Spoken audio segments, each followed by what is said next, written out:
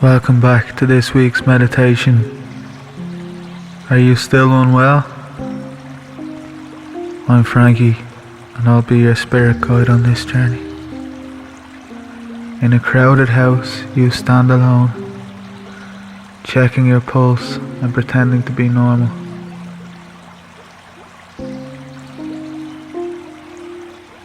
You don't know anyone at this party. You were walking to the post office to lick a few stamps, and you heard laughter coming from an open door. You had to make sure it wasn't at your expense.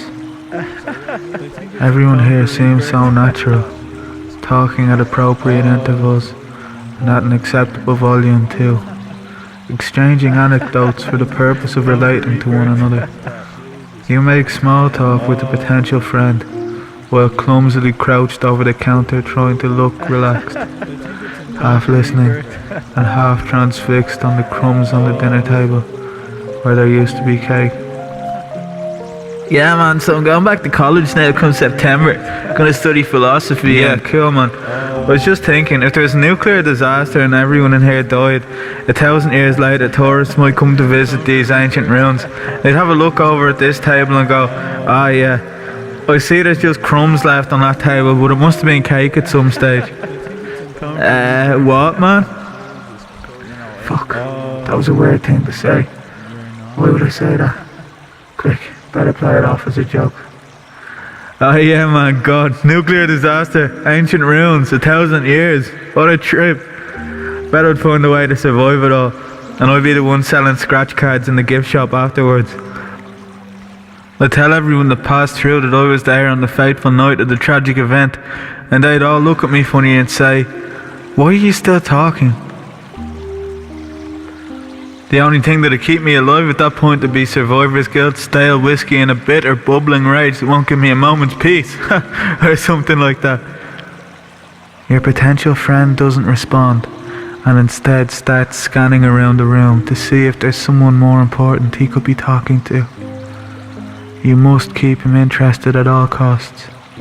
If he leaves your side, you will be the guy at the party standing around talking to himself about nuclear disaster and tourist traps. And you don't want people to think you're weird, do you? You notice he's drinking out of a jam jar. Hey, what are you drinking? It's just an organic health shake with gin, kale, halloumi cheese, Brussels sprouts and cyanide, man. What? You're drinking cyanide? Isn't that poisonous? Yeah man, but everyone else is drinking it. And plus it's out of a jam jar, so it's insta friendly. Go get yourself one. Oh, there's the bartender. Hey, Mason! Get this man a drink! You follow Mason out to the patio.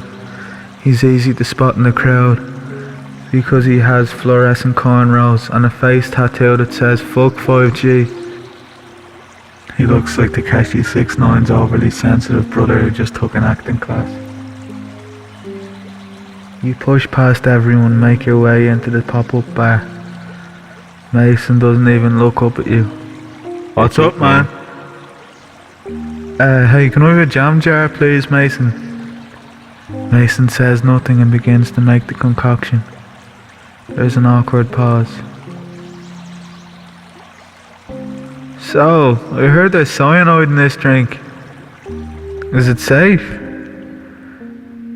Mason flips his cornrows and stares at you coldly. Yeah, of course it is.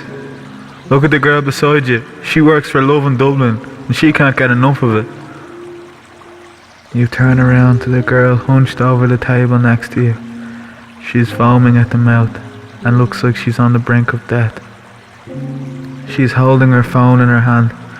She's writing a blog and the headline reads, "Dublin's newest cocktail worth dying for." That'll be €15, man. €15? Yeah, that's what I said. Is that a problem? You change your tone in case Mason starts to make a scene. Oh no, not at all. Here, take 20. Mason takes the 20 without thanking you and plonks the jar onto the table, splashing it onto your cheap t-shirt. Within seconds, the cocktail burns straight through the material.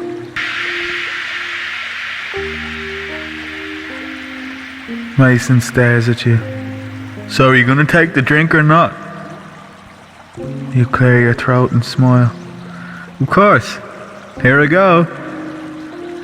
You nervously clutch the poison broth in your hands and look around to see if anyone's watching. You'd hate to have to drink cyanide for no reason. At least, now if anything bad happens, you'll die knowing you were accepted. You take a generous swig.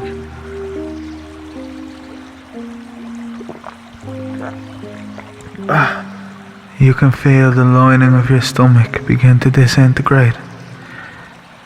You immediately sense a headache coming on, followed by a sharp, stinging sensation in the back of your throat.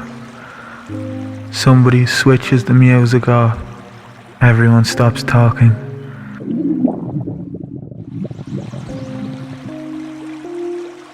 Mason looks at you with contempt. Did your stomach just rumble, man? You go bright red with shame. Who, me? No, I didn't hear anything. Okay, drink it again then. You look around. Everyone's looking at you now. No turning back. You proceed to drink the cyanide.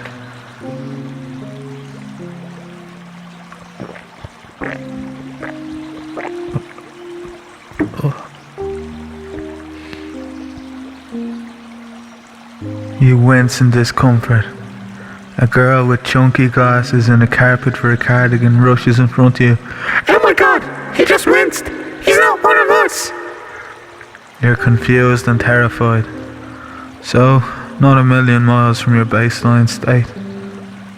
Who invited you, man? Who do you know here? Oh, well, I don't know anyone here. I was on my way to the post office to lick a few stamps, and I heard laughter coming from an open door. I just came in to make sure no one was laughing at me. Really tasty drink. My compliments to the chef, bro. You do know who we are, don't you? Everyone here is immune to cyanide. It doesn't affect trendy, forward-thinking people like us because of our innate resilience to criticism and self-reflection. So, serving this cocktail would iron out the people like you who shouldn't be here, killing you in minutes. You have too much pride to admit the cyanide is ripping up your insides. You want them to think you're cut from the same cloth, so you finish the rest of the cocktail. You try to make a face like you're enjoying yourself. Molecules act in a curious way when they know they're being observed, and so do you. You try to look approachable and prop your arm against the table. What the fuck are you doing? You You fell and knocked over a tray of jam jars. Mason looks on in horror with a tear in his eye. Those jam jars were recyclable. All I have left are plastic cups, man. How can I let everyone know how much I care about the environment if I only use plastic cups? Those jars belong to my father. He used to keep one beside his bed to lob at me whenever I'd come into his room and ask him for a hug. He used to run a conspiracy theory podcast, and he thought that I was a government spy. To this day, I'm still not sure. Oh, I'm sorry to hear that, man. Could you not get more jam jars off your dad? No. He died at an arts and crafts festival 3 years ago. He choked on his man bun in his sleep. His legs were sticking out of the tent at the time, so everyone just assumed he was in a K-hole and left him alone. When they were all leaving on the Monday morning, one of his friends found the body, was too hungover to deal with it, stuffed his legs back in, zipped it closed and threw his tent into the river. I visit his grave sometimes. Sometimes I go there to scream. Sometimes to cry. He didn't think this party could get any more uncomfortable. What a depressing cunt. You look down at the ground and kick dirt along the tarmac, trying not to look anyone in the eyes. Mason wipes the tears off his cheek. Okay, everyone! Plastic cups, they'll have to do. I'm still a great guy and care about the planet, but if you guys are angry at me, can you spit in my mouth if it makes you feel like we got even? Why would you want us to spit in your mouth? Because it's what I deserve. Do you want us to spit in your mouth, Mason? Because it seems like you really want us to spit in your mouth. Mason slams his fist down on the table. Okay, guys, here's the deal. No one gets any more drink until someone spits in my mouth.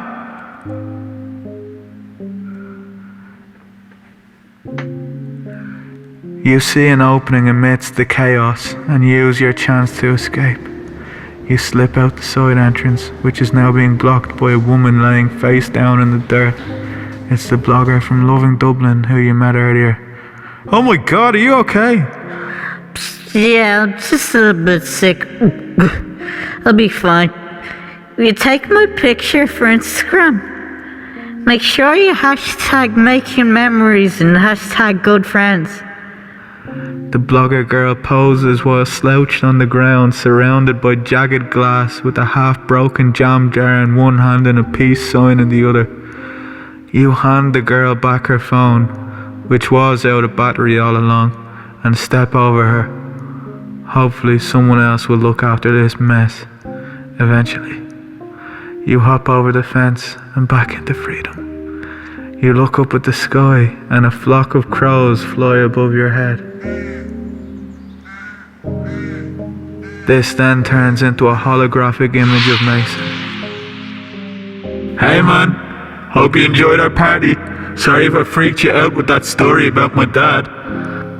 It might have been difficult to hear, but it was a pretty tough time for me too.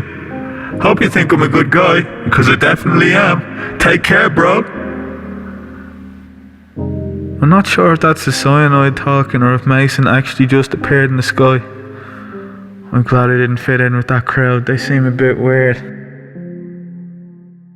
Thanks for listening. Goodbye!